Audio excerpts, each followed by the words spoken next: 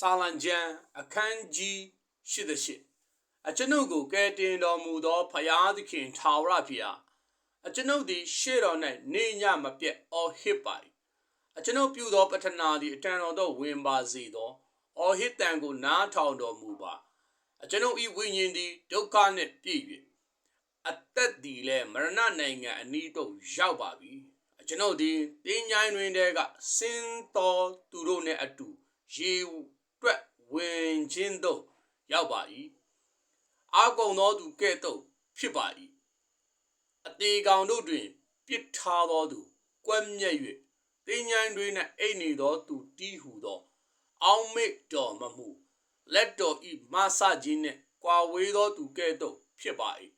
အကျွန်ုပ်ကိုအနက်ဆုံးသောတွင်မှောင်မိုက်ဖုံးလွှမ်း၍အလိုနည်းနည်းသောအရက်၌ချထားတော်မူပြီးအမျက်တော်သည်အကျွန်ုပ်အပေါ်၌ဖိလက်ရှိပါ၏လှိုင်းတဘိုးတော်အပေါင်းတို့နှင့်နှိပ်စက်တော်မူ၏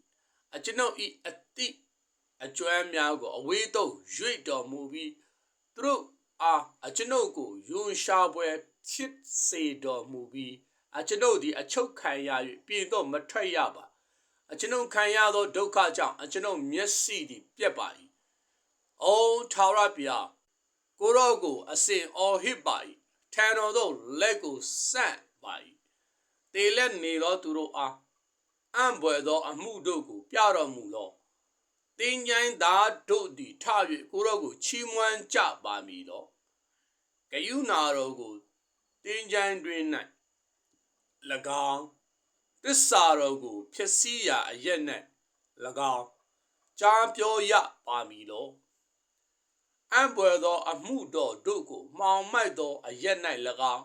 ဖြောင့်မတ်တော်မူခြင်းတရားကိုမေ့လျော့ရာပြေ၌၎င်းသိရကြပါမည်လောအိုထာဝရဘုရားကိုရောကိုအကျွန်ုပ်အော်ဟစ်ပါ၏နတ်နဲ့အချိန်၌အကျွန်ုပ်၏ပတ္ထနာသည်ရှေ့တော်သို့ရောက်ပါ၏အိုထာဝရဘုရားအကျွန်ုပ်၏ဝိညာဉ်ကိုအဘဲ့ကြောင့်ပယ်တော်မူသည်။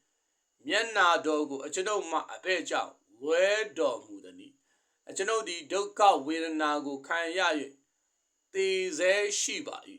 ။စီရင်တော်မူသောဘေးများကိုငယ်သောအရွယ်ကပင်ခံရ၍ပင်ပန်းပါ၏။အမျက်တော်သည်အကျွန်ုပ်ကိုလွှမ်းမိုးပါ၏။စီရင်တော်မူသောဘေးတို့သည်အကျွန်ုပ်၏အသက်ကိုညှင်းဆဲသည့်တိုင်အောင်ရေကဲ့သို့အစင်မပြတ်ဝါ၍တညီတညွတ်တီဝန်းရံကြပါ၏